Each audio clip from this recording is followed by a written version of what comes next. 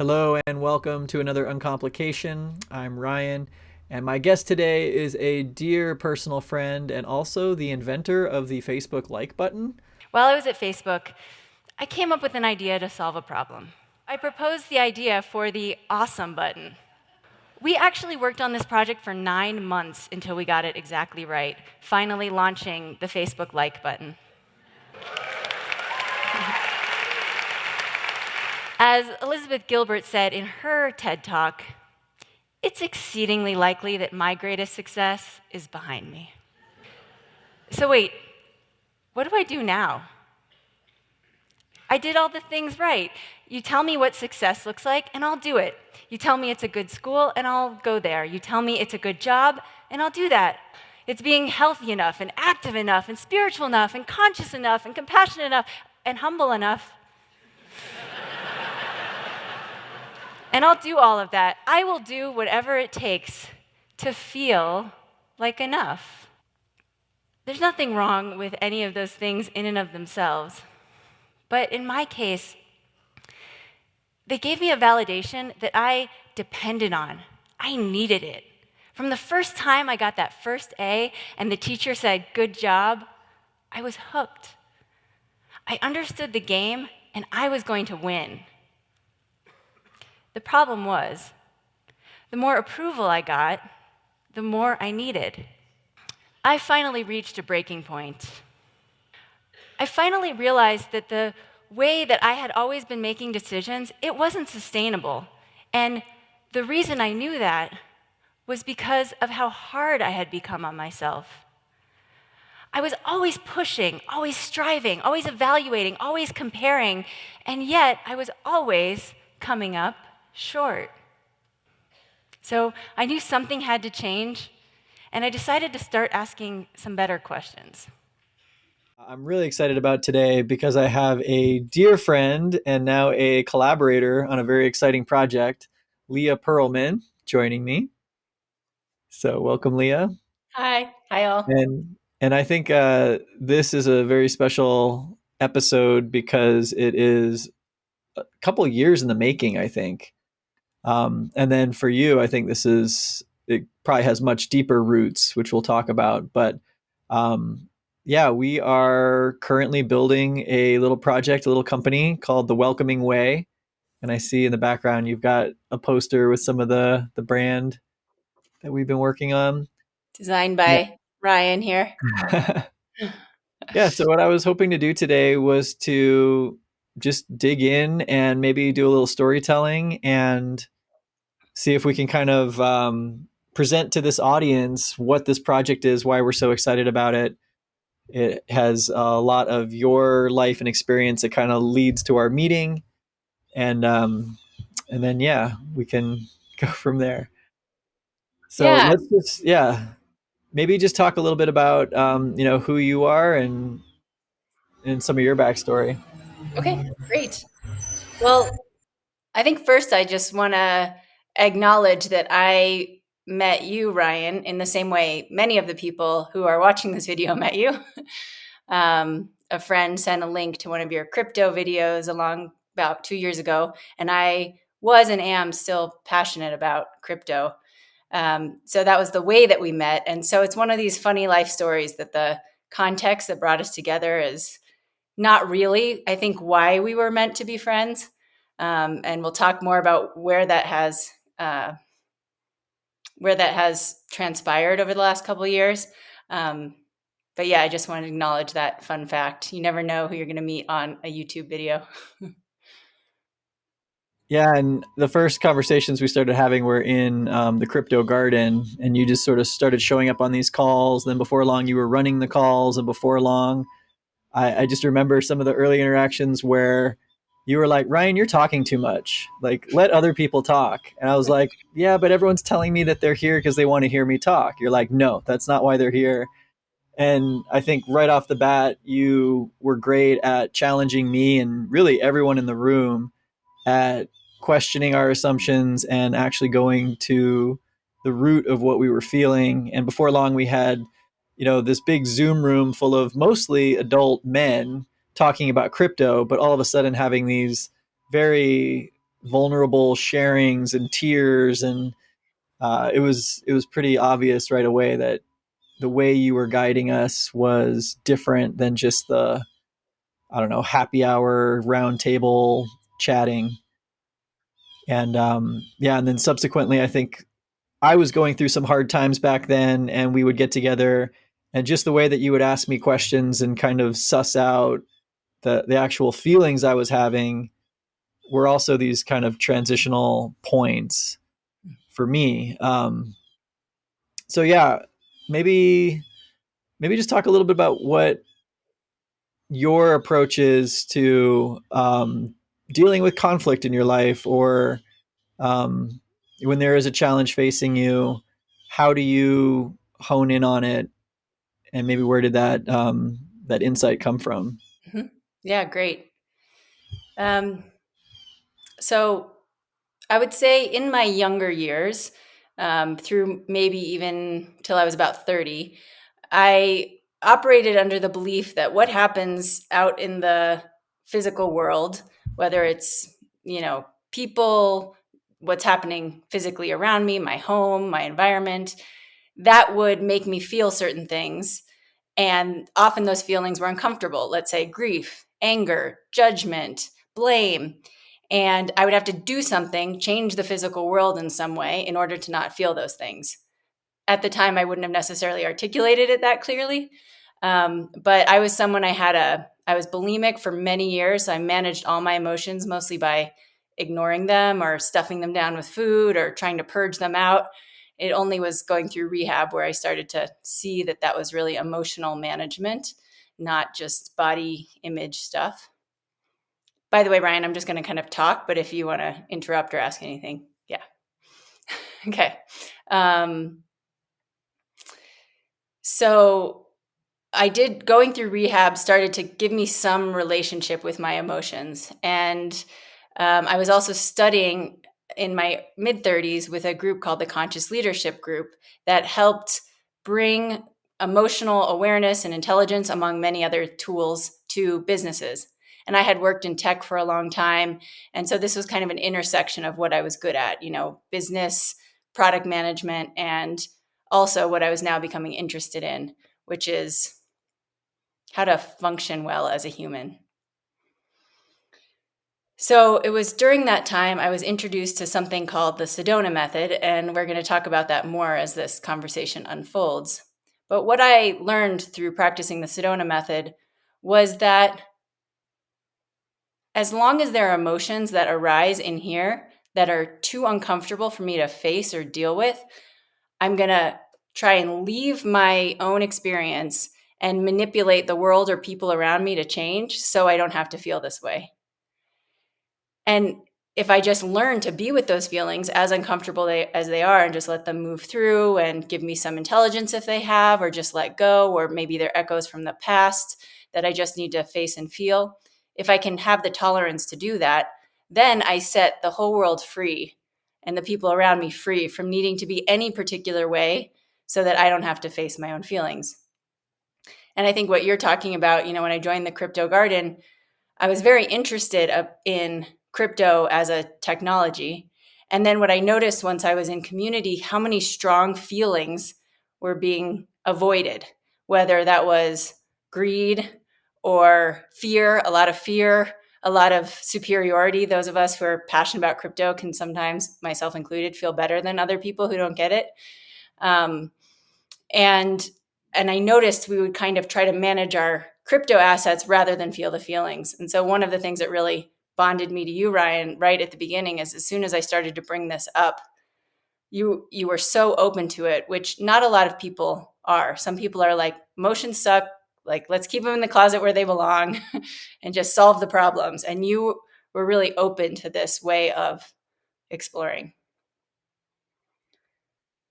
That's a great lead in, and it gave me an idea for maybe a way that we can demonstrate this and also start the episode in an interesting way. And the thing that I think is so cool about welcoming is that it allows you to actually feel how you're feeling and just be how you are without needing to fix it. or saying, "Oh man, you know what? I'm kind of nervous right now. I should have prepared more, or this isn't going to go well." There's all of these things that start running in my mind when I start getting bunched up. And so maybe a cool way to open this one would be to welcome ourselves and how we're feeling, because I know that I have this intense excitement to share all the cool things we've been doing. We've had so many experiences lately that I just want the world to know about. But because of that, I feel like I'm in my own way because I want it to be right. I want to say the right things. I want it to be a good episode. So maybe as a prompt or a question, like how can I settle in to this actual call, this interview, maybe through this process of welcoming the fact that I am showing up, maybe over caffeinated and overexcited and Great. overcritical. Okay, great. And I just, before we jump into that, I want to just acknowledge. So I mentioned something called the Sedona Method. Within that method, there's some lingo. Hmm. And so one of the words is welcoming. And the project we're working on kind of focuses on the welcoming aspect of Sedona Method. So for those of you who are familiar with Sedona Method, you'll recognize that term. And for those of you who aren't, you'll see what we mean by that as we go. Yeah, so I just wanted to underscore that. Okay. So I'm going to facilitate you, Ryan, but I would say for anyone watching, if you have anything that you're excited about or you are enthusiastic to share, or even something that you just care about going well, it could be the well-being of a child, it could be something professional, or could be something creative. So if you have something like that, just bring that to mind. And if you don't have something like that, you can still just follow along and watch, and you'll notice the next time something like that arises, some of these prompts might be triggered. So, Ryan, start just by becoming aware of your physical body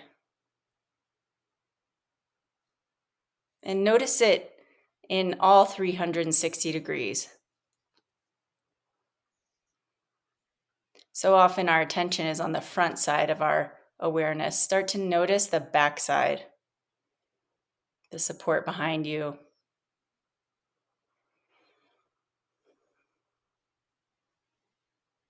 And start to become aware that the body is made up of sensations and also an image in the mind of what the body is or looks like.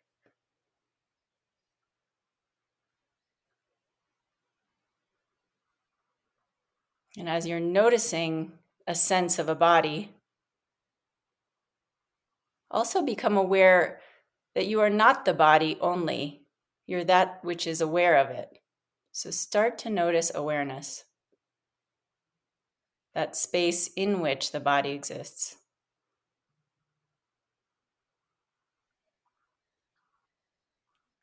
And now think about this project that you're excited to share.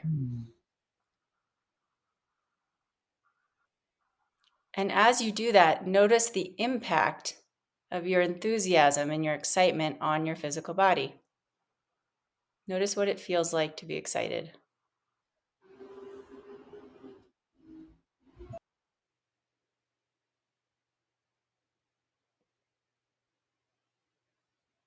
And then notice, it may be subtle, but notice if there's any wanting to get away from that excitement. For a lot of us, excitement's a little bit overstimulating. So we think there's something we have to do with our excitement, like shout it from the rooftops, run and tell everyone, write some marketing emails. We have to put that excitement into action. Are you noticing anything like that? Yeah.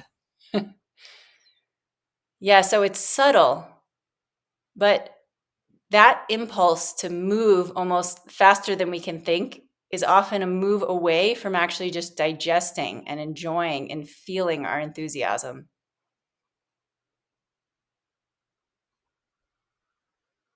So, just for now, give yourself permission to feel as excited as you are without having to do anything with or about that. It's yours.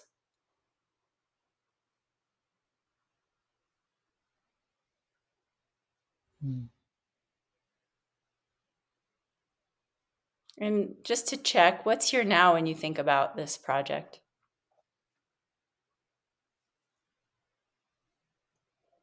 Yeah, the excitement isn't gone, but it's more comfortable because I know how much I love what we're doing, and I know that things will happen in their own time, and I don't have to, as you put it, like shout from the rooftops or write all the emails or do all the things right now.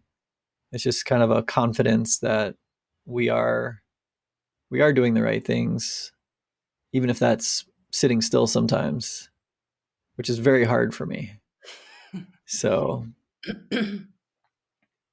yeah, I feel like the way that you just phrased that it's mine to enjoy, it kind of changes it from like a duty to a gift. Yeah. And I don't know if this was happening for you, if you can find it, but a lot of us often spend our days kind of mired in not that positive feelings. It could be resistance or anxiety or stress or overwhelm or annoyance. So when we do feel enthusiasm, we also can think something like, this isn't always here. I better use it as much as I can before it runs out. Like there's this scarcity of joy. And so we kind of abuse it in that way with this subtle underlying belief that it'll go away, it's scarce, it can't last. And then so our actions come not really from what's the right action around this project, but also this kind of fear-based, scarcity-based intensity. And so whatever can come through in our communications might be overly pushy, overly salesy, overly, all these things that would come from someone who's a little afraid that this won't last. Totally feel that. It's like, this is my shot. I gotta just blow the whole stockpile of ammunition because I might not get another shot at it. Yeah. Yeah. And that's common. And as I've been sort of teaching and coaching in this method now for a number of years, I get to see both in myself and other people just how normal all of this stuff is. But then it's so funny is not quite the right word. It's completely normal. And then we judge ourselves for having that experience. I was working with someone the other day who was feeling strong dislike towards someone, and she was being very hard on herself for disliking this person. And as I listened, it just seemed, it's kind of crazy. I mean, we all dislike people sometimes. That's part of being a human. It's like trying to say, I wish I didn't have this pinky. I wish I didn't dislike people. It's part of our makeup. And that doesn't mean we can't deal with it in responsible ways or heal it or investigate it. But to make ourselves wrong for, feeling scarcity or feeling dislike or wanting our things to work out and maybe, aggressively pitching them to our friends or, yeah, it's just part of the welcoming process is start to notice this thing that makes us up. We're not really doing it. It's just arising. And we don't need to judge ourselves or be hard on ourselves for it. And it can be nice to be with it with a kind of loving awareness, because then we might notice we are free to take different actions than we might if we're intolerant of what we're feeling. Yeah. And I find that this process always has a way of presencing that I just savor and love. And so we'll start our work meetings a lot of the times, or pretty much every time, with some form of welcoming. And it changes me almost immediately from this highly intellectualized checklists, what do we got to get done, and that same energy that I'm talking about that just can make me spin. This allows me to just settle into the moment. I feel hyper present and at ease with what's happening. And I really enjoy that state of being because I feel that is a great place where inspiration comes. It's more like a flow state than just a go state. And just as a personal aside, the reason why I've been really taken by the Sedona Method, and particularly your version of teaching it, and just the way you talk through it so naturally. Um, so uncomplication, this channel did not start as a crypto channel. It was a word that me and my friend Kyle kind of stumbled on, and we were trying to unlock this. It was an intellectualization, but it was pretty convincing that the world is just as it is, and it's okay. And we wanted to kind of come as this, like a Trojan horse into the world of self-help and all of these, systems and people trying to make themselves better, with a message of like, you are okay. Like, the world is doing what it's doing, and all we could really do is talk about it. And what I love about welcoming is that it is very quick and easy to just settle into that actual experience. And I think that's why I've been so excited to work with you and bringing this to the world, is that it's the things that I've been saying, but now it's actually the things that I'm feeling and sharing. And that's a pretty powerful thing. Maybe as a little bit of backstory with the Sedona Method, how did that come to be, and how did you come to learn about it, or what were your first experiences with the method? Yeah. So the story of the Sedona Method that I know is that a man named Lester Levinson um, had a pretty difficult life and then was diagnosed with a deadly condition. And he sat down one day, 3 months left to live, and was like, I could give up now. And I'll just say the story changes a lot and it's from different sources. So this is one version, and just kind of blur your eyes around the details.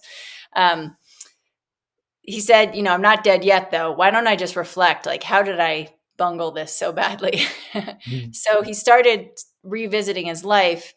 And through that process, he kind of woke himself up.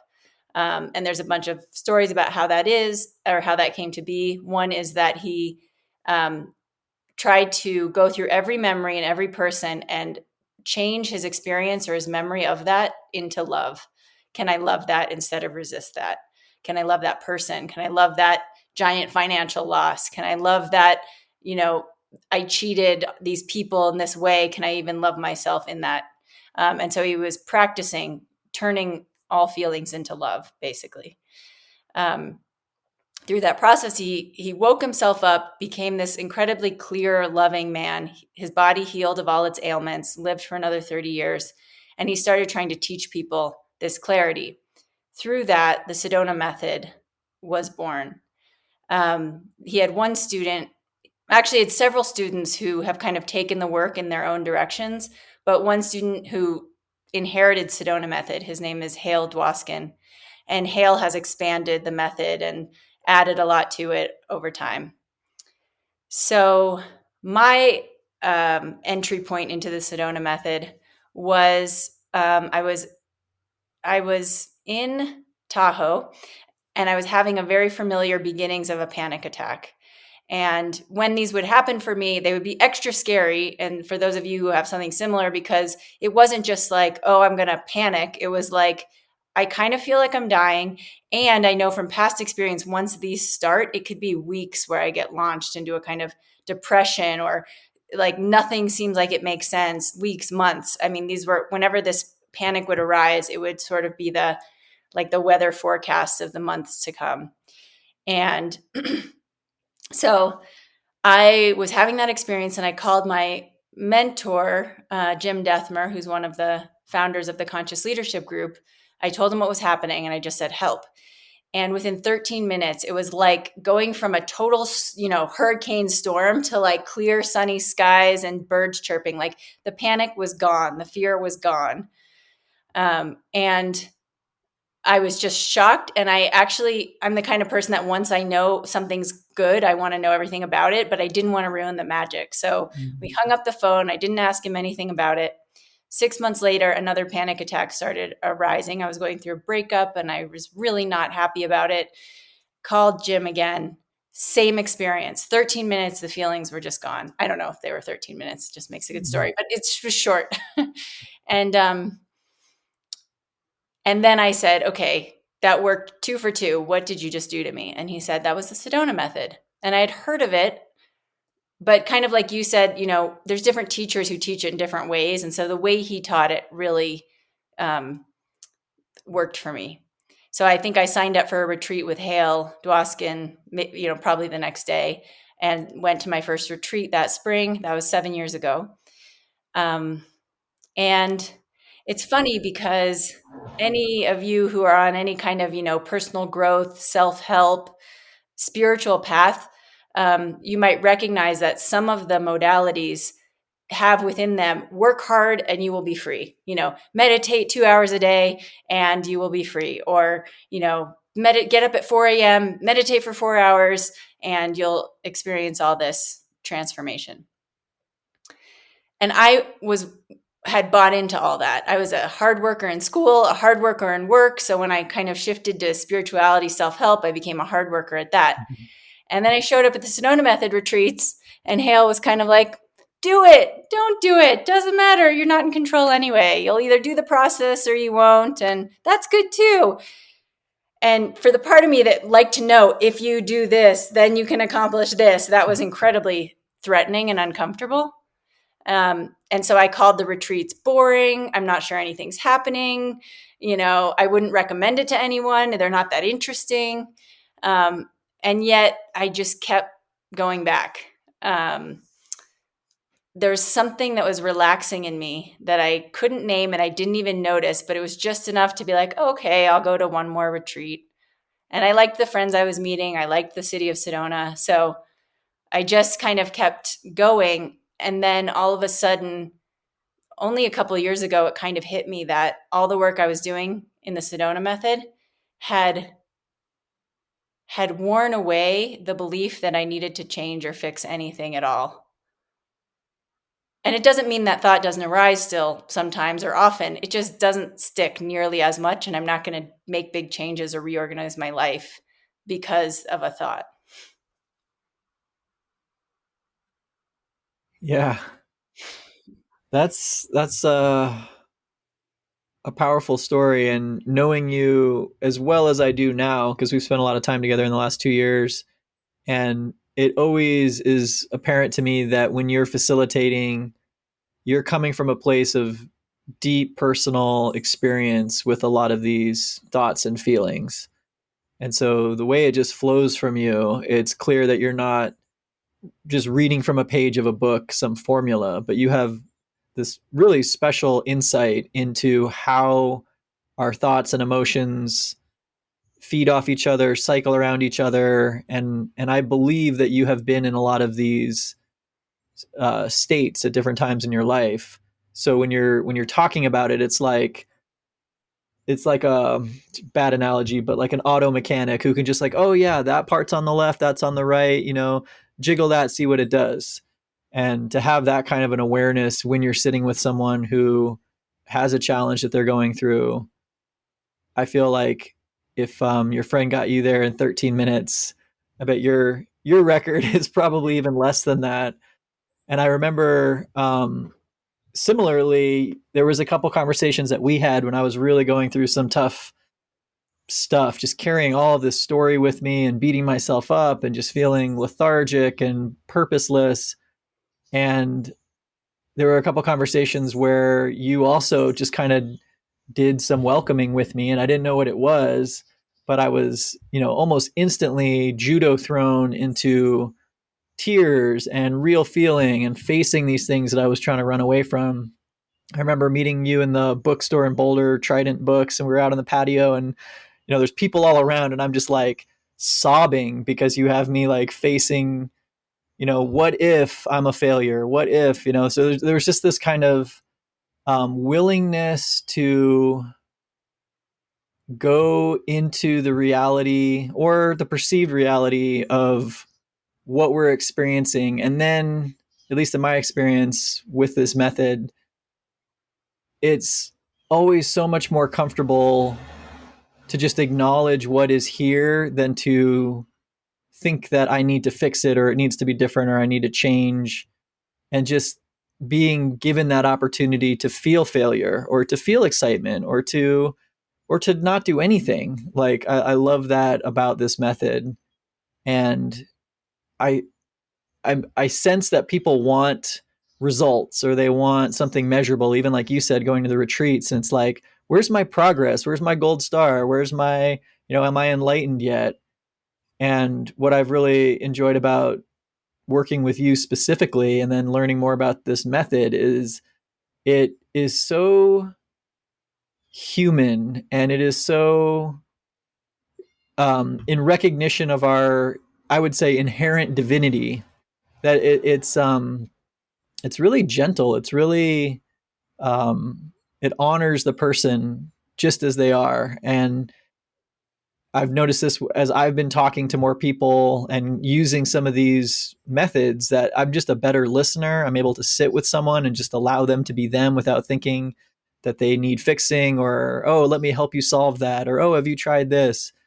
And all of a sudden the world just becomes this fertile, extensive landscape instead of that scarce, little corner that's mine that I'm trying to tend and defend. And so, yeah, maybe let's talk a little bit about.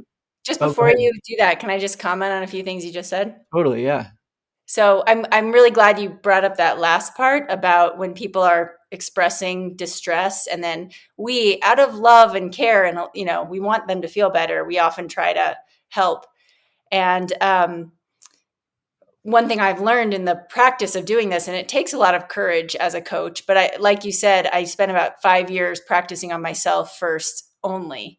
So it was kind of like being underwater in the dark, looking like there's got to be surface, like where's the light? And I just, I'm a problem solver by nature. I was a computer programmer. I like solving problems. So I'd be like, how do I get from where I am to freedom? And I'd be just exploring, what does this work? Does that work? Anyway, so by the time I started sharing it with people, I started to notice something. So let's say someone would say, like, oh, I'm unemployed. I'm embarrassed about that. I need to get a job. It's been too long. I need help figuring out how to get a job, for example. And most of us would be like, great, let me introduce you to people. I'll make some connections, like trying to help them solve that problem. And that's fine too. Sometimes that's totally warranted. But what I notice is there's a part of the person who's feeling bad about not having a job, or judging it, or maybe is just scared, has lack of confidence. There's feelings there. And then there's another part of the person that's like, that sucks. We better solve that. If I just get a job, I won't have to feel or face that. So, like, why are you being so lazy? Like, you might say to yourself, just get up and go start networking, get on job sites, and sort of scolding the other part. And then we, as trying to be helpful friends, will actually get on board with the scolder and try and help them make that part that's scared, insecure, whatever, wrong. And so one of the things I love about practicing this method, both for myself and being with people, is it's really about, first, can we just be with and love the scared one, the insecure one? Can we get to know that part before we keep trying to solve it or get around it? And so it has also helped me be a much better friend, that when someone's expressing something, I don't collude with their inner bully. I can just be with all parts of what's being shared. Yeah. And I love that because I know this about you, that you have different names for different personas that you take on in different situations. And I've met several of them, like when we're having a work day or something and you really want to be, a taskmaster, or kind Hallie, of. her name's Hallie. Yeah, Actually, she just got named. She's Hallie the hall monitor. there you People go. need to be there on time. People need to do what they say they're going to do. People should, be very careful in everything they do. I have this inner persona that it bullies me and everyone else to follow all the rules. Yeah. Yeah, and it's just really refreshing, I guess, to recognize that we have very different qualities of our personality that emerge in different contexts or with different people, and that the goal or whatever isn't to like be this one person who's just perfect in all situations, but like you said, accepting and loving and even nurturing those personas or parts of ourselves that we find distasteful. There was a huge period, and it's funny sitting here looking at this wall. Like, I spent day after day after day sitting in front of this computer, like trying to figure out, what are my next steps? Why can't I do this? I thought I was smart and yet here I am. And it's just, but even that part of me that was the bully or was the down and out defeated, it wasn't that I needed to just like push that away, get over it, get to the big, strong, confident version. It's that by just acknowledging and giving love to those parts of ourself in turn interrupts that experience from like I'm either doing the right thing or the wrong thing to just I'm doing this thing and what can it teach me. And I know 100% in my soul that some of the actions that I was making checklists around or just thinking like this is the solution, I'm so glad I didn't folly into that again. I think I would have just repeated a lot of the same cycles that I had already been beat up by, and taking the time to again just presence in what is allowed all of these other opportunities. And not that it was like a benefit there, but just there was more that I heard, there was more that I was aware of when I was able to just sit still and be quiet instead of trying to like rush in and fix it. And Yeah. yeah. As you're saying that, I'm remembering, when I met you, you had just gone through a lot of changes in your career, and there was a lot to process there. And I think so often, and I don't know if every culture is this way, but in our culture, there's sort of this urgency to get to the good looking outcome. But life has changes and loss and grief and, breakups, and it has things that need to be processed. And I've just found I certainly wasn't very skilled, and most people aren't very skilled at digesting, you know, betrayal or grief, or there's certain feelings that we've just learned to run away from. And so when I saw you and that, can see looking back, what an appropriate way to spend a year given all the changes that had just happened. And yet the mind is like, but we got to get on with it. And, yeah, but then you're just going to create the same dynamics and repeat the same stuff over again. So I really saw you kind of digest what had happened so you could pick a new direction for yourself. And I'm just remembering we talked a little bit about how we met in the crypto garden. And those are some of the earliest conversations I also remember on those group calls where, I was really upset by how foolish I felt that I got sucked into greed as badly as I did. And then fear, the fear and the greed in crypto are the two just mega poles of a huge magnet that just jerk people back and forth. And so I think we were having a call, bunch of, people that were probably in a fear state and just bashing those two emotions or states of being. And I just remember you stepping forward and being not necessarily an advocate, but at least speaking on behalf of fear and greed as completely relevant, real experiences.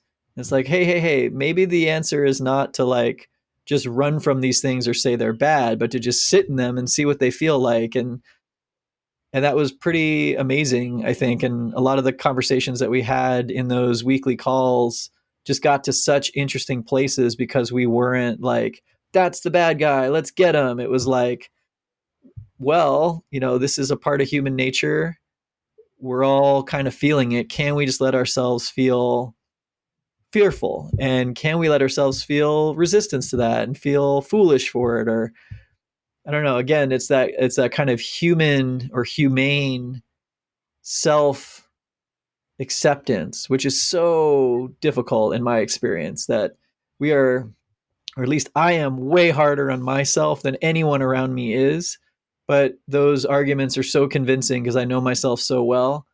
And again, with the welcoming, just the mindset it puts you in is there's no part of you that is intrinsically bad or needs fixing. Yeah, like you talk about greed, for example. I have a persona I've named Scrooge McDuck, and there's just a part of me that just is focused on not losing money and not overspending, and and I can judge that, like, be more generous, everything, the world's abundant, things will flow in. That's actually a different persona. Um, But there is one in here that's just sort of like money, money, money, you know?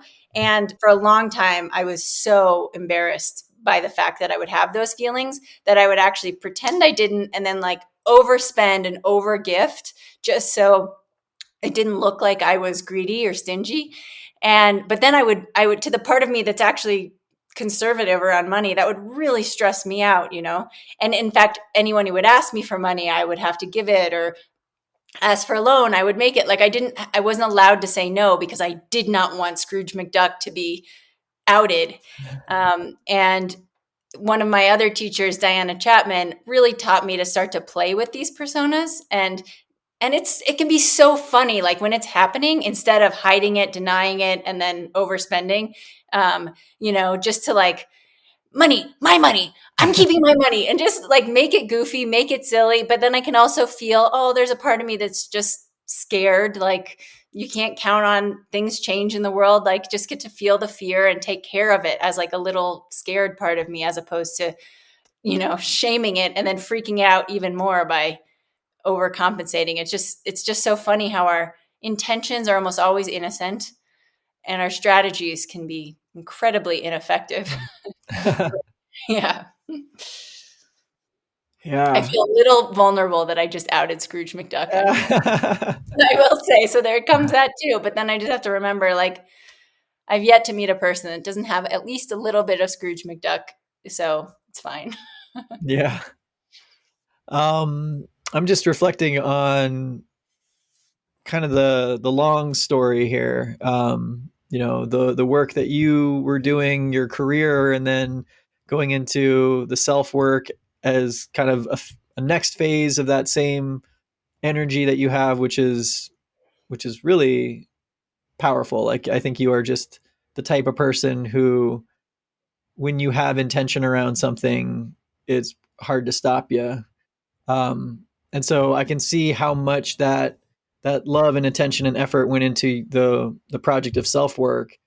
And then for whatever crazy reason, crypto kind of brought a whole bunch of people together in one big swirling pot. And there's been so many relationships and friendships and projects and things that have come out of that. And I'm just sitting here excited for myself and also just to share with the world that my excitement is around taking my skill set, which is very broad, and I think it is around just putting a beautiful face on things that are worthwhile, and that's what I did at my last company. Just that storyteller, and so in this case, I'm just really excited to tell this story of the genius that is you and Sharon. And I know that there's a history of where that wisdom comes from, but I think you are really uniquely suited to do this work in the world. And I'm welcoming this part of myself that wants to shout from the rooftops, that wants to tell this audience that this is something that we're doing, and it's going to be an opportunity for more people to join the free monthly calls, or to attend a workshop, or to just see all the content that we'll be putting out, because I believe in this as strongly as I do. And I've seen how it has taken me from frantically thinking that there were things that I was doing wrong to get to where I wanted to be, to just being joyously accepting of where I am and seeing everything as it is, whether it feels good or feels bad, just having that as the gift of my life. And then that is a beautiful place. And you say this all the time, you and Sharon both, like, we want to be coming to this project from a place of, calm, sane, joyous, whatever that might be. What is that actual phrase? Because I love it. Oh, it's actually a quote from someone else. So Yeah. I don't know if we've introduced Sharon, but Sharon's one of my closest friends and one of our collaborators on this project, also a fellow coach and teacher. And she started saying it, which is, I wish I knew where she got it from, but it's, let's do this in an easy and relaxed manner and a healthy and positive way. Exactly. Yeah. And Which so for a long time, no matter what, it'd be like, let's go meet for lunch, but just come in an easy and relaxed manner and healthy and positive way, just sort of reinforcing that as a way of being. Yeah. And I have to say that coming from my last 10 years, it is not only more humane and enjoyable to come in an easy and relaxed manner. I think it's way more productive. I'm way more excited about it. And it's such a night and day difference from my last project where, we'd work 16-hour days. We would sacrifice absolutely everything because we thought that's what we needed to do.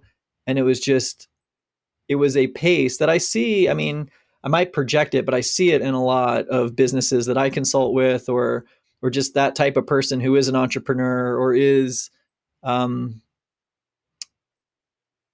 maybe not even entrepreneur, but just concerned with their self and their well being and their self image and their finances. And it is a relief to go from the rat race competition to the easy and relaxed manner. So the Yeah. day that we just had on Saturday, we got so much done. I guess it was Tuesday. It felt um, like a Saturday. it felt like a Saturday. Um, but yeah, I mean, that was just such a productive day, but it had plenty of space in it for not just getting things done, but also being really present and together and having fun.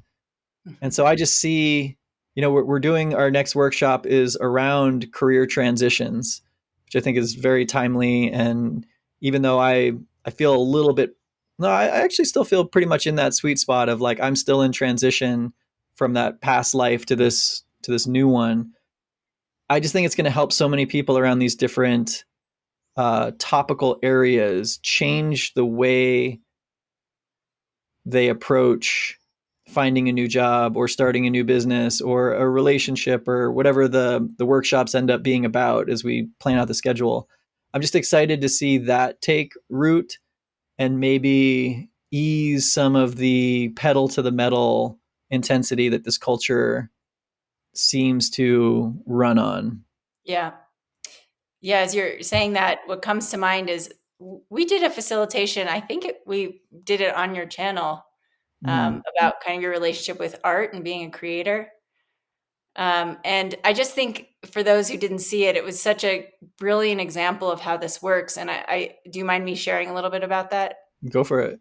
Yeah, okay. I think we published it anyway, but so what I remember is before that facilitation, there you had a lot of I should be creating art, I should finish things that I started. There Mm. was like, should and why aren't I and self-blame, and then you had some artist friends, you're like, wow, they're amazing at how much they're doing.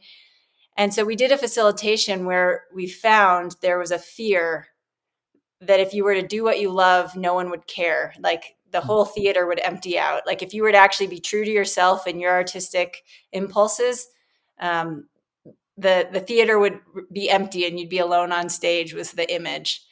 Um, and I remember, and I want to name that because sometimes I think you said earlier, it can be more comfortable to just accept ourselves as we are. But there can be a moment of like totally uncomfortable. Like, Mm. could you stay on that stage painting what you want to paint with an empty theater? And that can be a pretty uncomfortable feeling, but you faced it and kind of got clear. I'd rather paint what I want to paint in an empty theater than lie about who I am to a full Mm. theater. And I've just been watching. I mean, it just seems like nobody can slow you down artistically since then. And a lot of people and resources and things just started showing up in your life. And that's when I think about helping people on their career transition.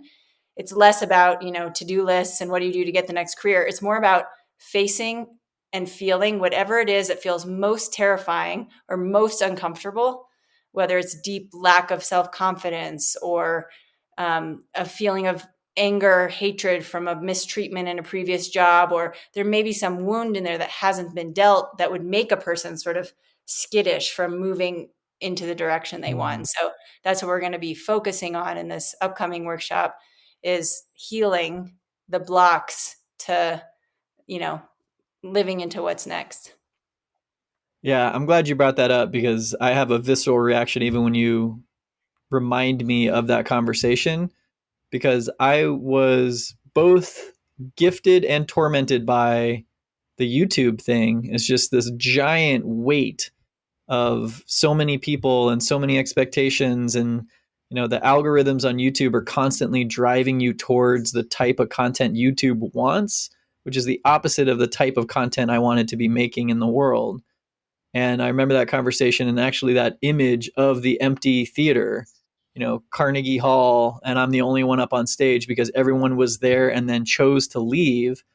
And that was so frightening up until the point that I was actually on that stage. And then I was like, oh, this isn't so bad. This is actually nice. And then the people that might come back in are going to be there because they want to be there, not because they bought a ticket that said something else on it. Now I have to, put on a mask and pretend to be that.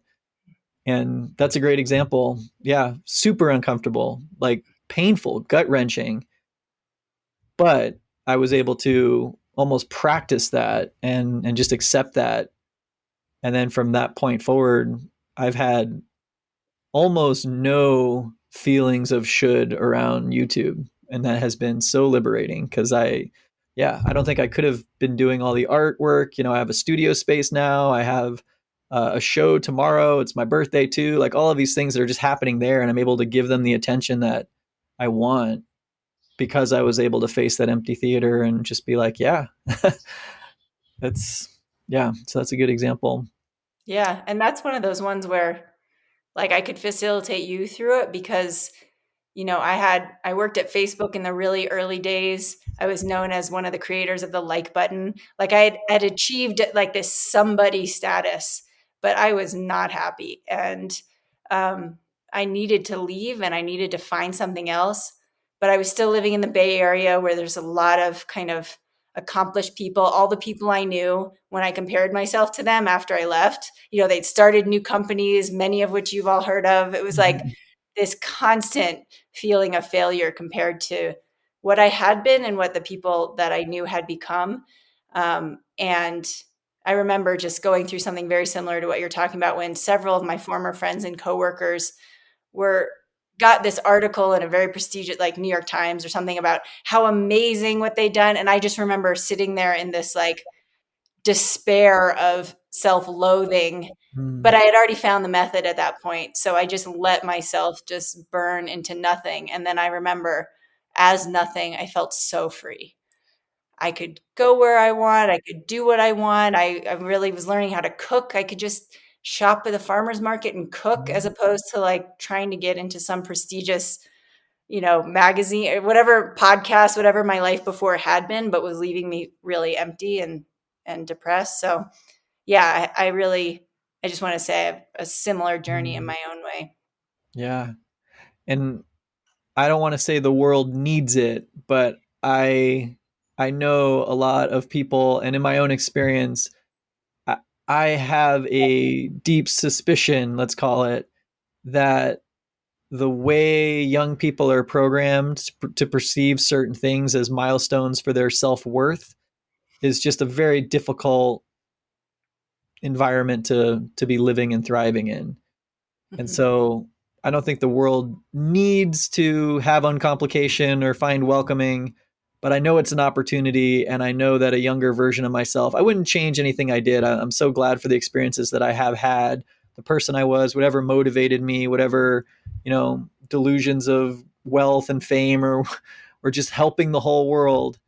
Um, but I know that that's not the only way to operate. And I do know that the gifts and rewards of that kind of, I don't want to like bash capitalism because it's useful, but that kind of hyper competitive mindset, those rewards are so fleeting because the very programming requires that there's always a next level, there's a next publication, there's a next client or quota or fundraising round, or I don't know. There's always something that's telling you you can't stop, you can't slow down, you can't rest. And in my view of the world, for whatever reason, I feel like that opportunity for us to just rest in our self-worth regardless of what we're doing, whether we're head of a huge company that we started or we're in the depths of despair because we lost a bunch of money in crypto, or it doesn't matter what the set pieces are. I think that core experience of us being present and worthy and generators of our own life, that is accessible. And for me at least, it's a much more exciting place to then take a next step, because then it's just a choice. It's not a should. It's not coming from a place of debt. It's coming from a place of generative opportunity and Inspiration. excitement, inspiration. Yeah. Yeah, we're working together on this project called The Welcoming Way, and it's basically bringing forward this methodology, both in terms of workshops, one-on-one coaching. And the way I've come to hold it is the world doesn't need it. In the spirit of Mhm. welcoming, just like you said, everything's welcome. Greed's welcome. Insecurity's welcome. Rat race is welcome. It's all welcome. And I know I was 35 before I found that there was a door out of that suffering, despite kind of aggressive looking for it. I hadn't known it was there. And so, a couple years ago, I was really looking to kind of commit myself to something, and realized, if people want to know there's a door, I want to be part of letting them know there's a door. They don't have to take it. I don't need to push it on them, but I would have liked to know there was a door. And, I just want people to know there's a door. And so just to say, that's kind of what I'm up to. And then it's so great because, I put on my first workshop and I invited you, Ryan, to come for free. And one of the reasons was you're an amazing artist. I want people to know there's a door. And I'm actually a kind of artist in my own right, but I'm not putting myself down. I just love what you create. And I was like, if it's a beautiful door, they might catch their attention. They might feel better at entering. It's just like, maybe come to the workshop. And if you're inspired, you can create some beauty around this project and this idea. And so I just wanted to share a little backstory that's where our collaboration began. And realizing that with my skill in the method itself, and then your skill, Ryan, in making things really palatable, understandable, inviting, enjoyable, like, great, there's a door, but there's a lot of work behind that door. Who cares? But beautiful. And, so that's how we've kind of merged our two gifts. And then Sharon also has a number of skills, and we're kind of bringing this thing. I mean, you guys are hearing about it. It's so new. It's a little baby. Gosh, but yeah, I mean that first workshop was only a couple months ago, and I just knew all day, like, I want to be doing more of this, because it's so rare in my experience to be in a room full of adults for some sort of, like, I don't know, workshop or seminar, all of these things that we go and sit in like a room together. And it was just electric from start to finish for like 5 hours. No one lost attention. No one was disengaged. It was just all of these adults and professionals and coaches themselves sharing vulnerably and having ahas. And it was just a really heady, exciting place to be. So I'm excited to be. I mean, that's an easy door to say, go through there. There's great stuff on the other side. And so with that, I'll say, this is the shouting from the rooftops part, I guess, but welcomingway.com is the website that we've set up. And from there, you can find the event schedule, which includes free monthly support calls. So that's, doesn't cost anything. You can come and just watch, or if you have something that you're struggling with or want support with, you can raise your hand and have Leah or Sharon facilitate you in welcoming. And then we're creating these offers for different niche focuses. So the first one is about career transition. And do you want to talk a little bit more about that? And we'll maybe just conclude there. Yeah. Yeah. Yeah. So I'll just say we're also going to do it in person, just kind of welcoming basics in September in Boulder. So if that excites you, we'd love to have you there. But coming up in a week or so, well, I don't know when this is going to get posted. So on August August 11th. 11th. Yeah. um, yeah, the career clarity. So basically what we're going to do is we're going to start. This is the plan. Who knows what's going to happen, but this is the plan. We're going to start by looking at what are the current thoughts and feelings about where you are now.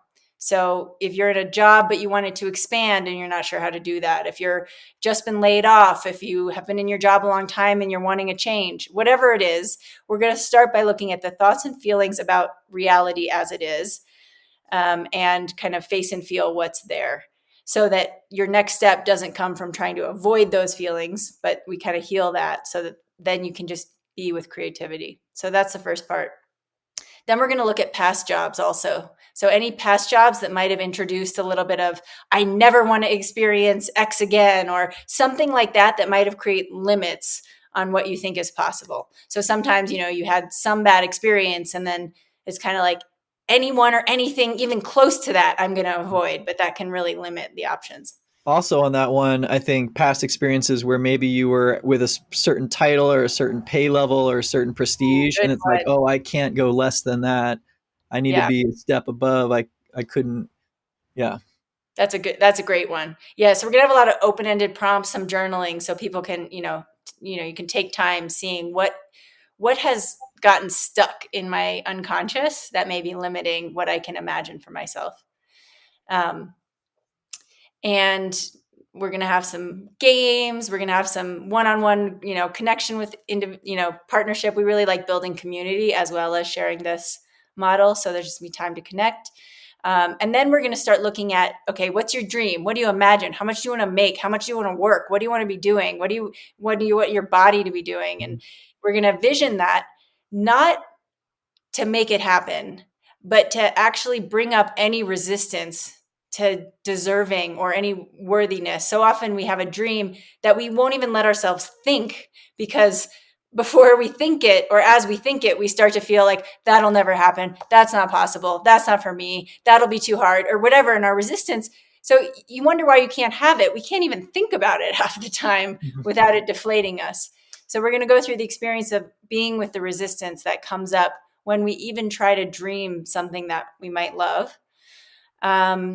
And then we're going to talk about next actions. So I'm imagining most people can relate to this, but so often when you have a goal or something you think you want, immediately the mind goes, okay, oh my God, okay, I have to create a news list. I have to be on social media. I have to tell these people I have to incorporate my business. Oh, it's too much work. I'm just going to watch another Netflix episode. So the story about what the next actions are can actually be the thing that takes the wind out of our sails. So we're going to break that down, look at our resistance to that. And, one of the things about welcoming that I find so scary to offer, but also magical, is we're just going to look at the feelings. And in my experience, it's amazing what can happen that can seem almost coincidental from that. And so it's really about doing our best to heal, and then letting go and seeing what happens next. Awesome. I can't wait. It's going to be so fun. Yeah. Me too. Yeah.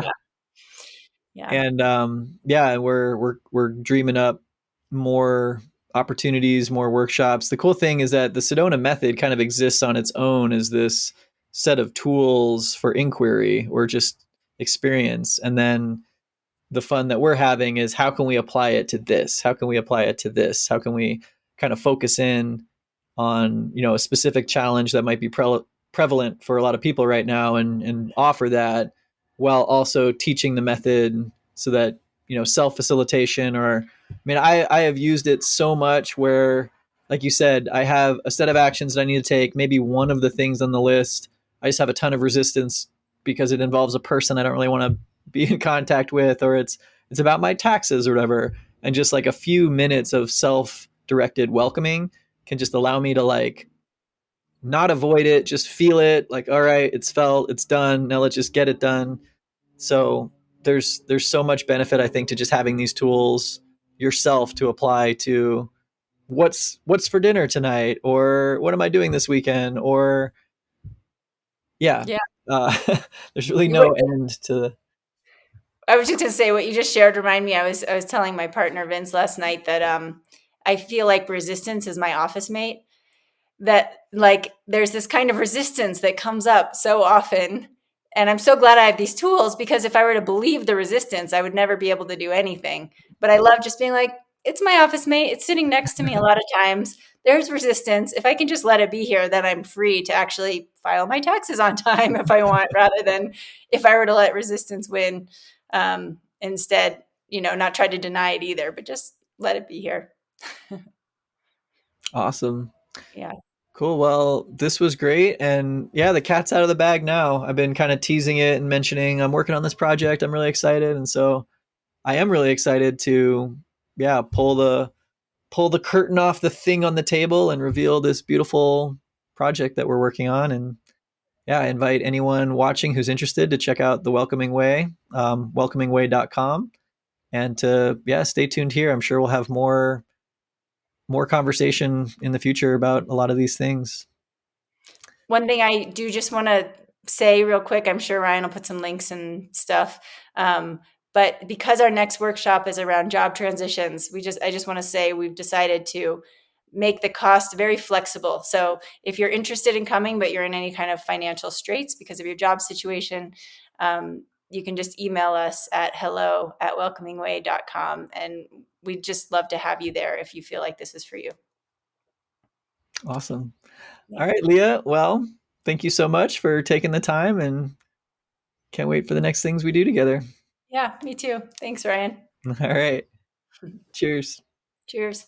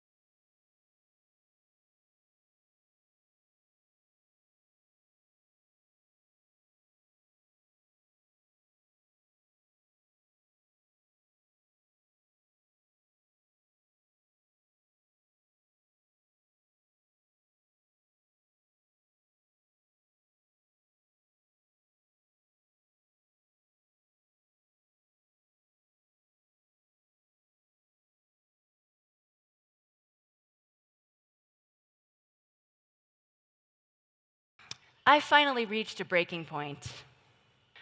I finally realized that the way that I had always been making decisions, it wasn't sustainable. And the reason I knew that was because of how hard I had become on myself. I was always pushing, always striving, always evaluating, always comparing, and yet I was always coming up short.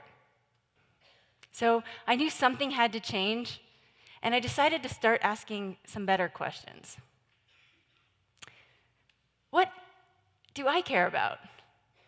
What actually matters to me? If I wasn't worried about what other people thought, what might I be doing? What actually lights me up? As I explored these questions, I started drawing these little stick figure illustrations about what I was discovering and posting them on Facebook, obviously. It was a way for me to make sense of what I was learning and share it with my friends. Eventually, I left Facebook. Since then, I've started and ended 2 businesses. I've become and unbecome a life coach about 3 different times. I've lived in 5 houses in 4 neighborhoods. I've had 6-ish relationships. I've traveled to 8 countries. I've tried on about 12 different spiritual traditions. And yet, through all of that searching and change, I kept finding that each week I had something new I wanted to draw about. People often ask me how I made the crazy leap from tech to art. And the best answer I can give is there was no leap. I never planned to be an artist.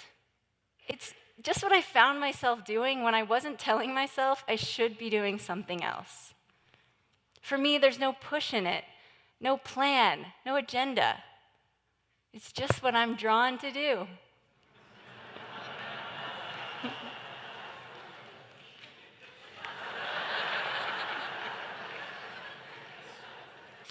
As it turns out, following my heart has not meant some grand act of faith. It hasn't meant coming up with some big future vision and then constantly compromising the present in order to get there, although I've tried that several times and fallen flat on my face. Now I practice following my heart by gentle, honest, in the moment listening. Sometimes the listening tells me to take a nap. Sometimes it tells me to draw. Sometimes it tells me to cry. The listening tells me when to take a job or not take a job, to visit my mom or the ocean.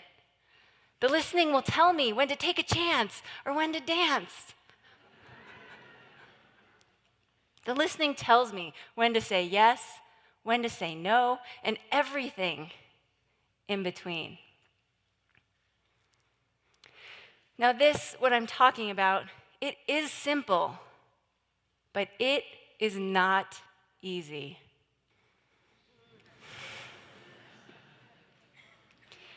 It requires assiduous, dedicated attention.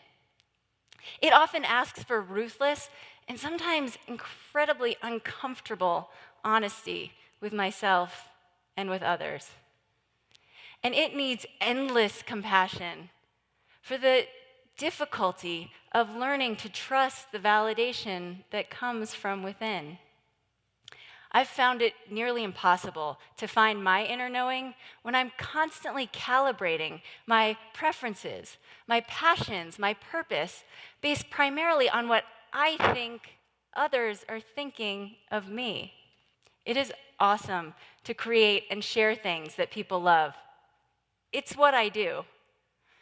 It's also awesome to appreciate, celebrate, and validate one another. I just like to pay attention to when I start to depend on that feedback. That becomes my notification to switch the focus. So now I draw comics for my job.